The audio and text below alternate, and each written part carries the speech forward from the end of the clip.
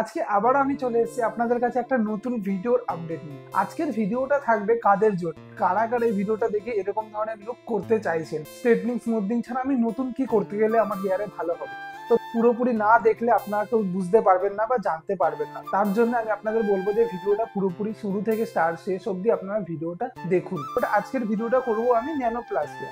আপনারা তো শুনেছেন বা যারা যারা শোনেননি তারাও জানতে পারেন যে ন্যানোপ্লাস্টিয়া কি। যদি ন্যানোপ্লাস্টিয়াটা করার পরে আপনারা কি করবেন, মেনটেন করতে হবে হেয়ারে না, সেরকম কোনো মেনটেন এই প্রসেসটা সেরকম কোনো মেনটেন নেই।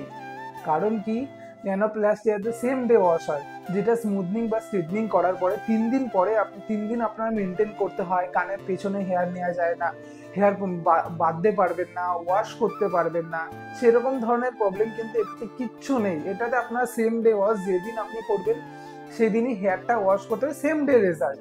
আপনার না কোনো মেনটেন না কিচ্ছু আছে, ইনস্ট্যান্ট আপনি রেজাল্ট দেখতে পারবেন। এই ট্রিটমেন্টটা আপনারা কিন্তু করতে পারেন। যারা ভাবছেন কিন্তু যে কালার হেয়ারে ন্যানোপ্লাস্টিয়া করা যাবে কিনা, তাদের জন্য কিন্তু আজকে এই ভিডিওটা কিন্তু খুব ভালো হতে চলেছে। শুরুতে আমি ক্লায়েন্টের হেয়ারটা দেখে নিয়েছি, মিডিল টু এন্ড পুরোটাই কালার আছে, তাও কি ব্লন্ড কালার আছে। আমি হেয়ারটা দেখে ক্লায়েন্টটাকে ওয়াশ করে দিলাম। হ্যাঁ, ওয়াশ করার সময় আমি কি করব, এটা ক্লিডিফাইন শ্যাম্পু দিয়ে আমি ওয়াশ করব, যেটা হচ্ছে ন্যানোপ্লাস্টিয়ারই ক্লিডিফাইন শ্যাম্পু আছে, সেটা দিয়েই আমি হেয়ারটা ওয়াশ করব। আমি দুবার ওয়াশ করেছিলাম।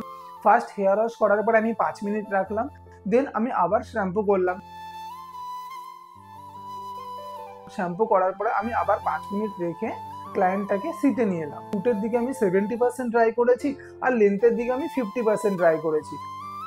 হেয়ারের অ্যাপ্লিকেশনটা পেছন থেকে স্টার্ট করলাম, পুরো অল ওভার হেয়ারটাতে আমি অ্যাপ্লিকেশন করলাম।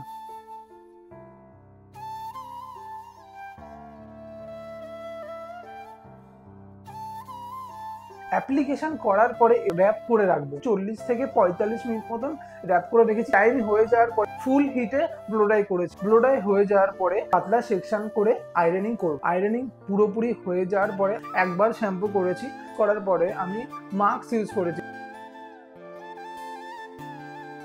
আপনারা আমাকে জানাবেন যে আপনাদের এই ট্রিটমেন্টটা বা আপনাদের ন্যানোপ্লাস্টিয়াটা কেমন লেগেছে, বা আপনাদের হেয়ার আপনাদের হেয়ার কিরকম আছে, আপনাদের হেয়ারের টেক্সচার কিরকম আছে, আপনারা হেয়ারে কি কি ইউজ করেন, কি কি কেমিক্যাল ইউজ করেছেন, ব্লন্ড করেছেন কিনা, কালার করেছেন কিনা, আপনাদের হেয়ারে কালার আছে কিনা, আপনারা কি হেনা মেহেন্দি করেন, এগুলো আমাকে কমেন্ট বক্সে জানাবেন।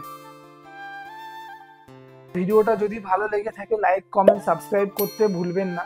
আর সবাই ভালো থাকবেন, সুস্থ থাকবেন, আর আমার ভিডিও দেখতে থাকবেন। দেখা হচ্ছে নেক্সট ভিডিওতে।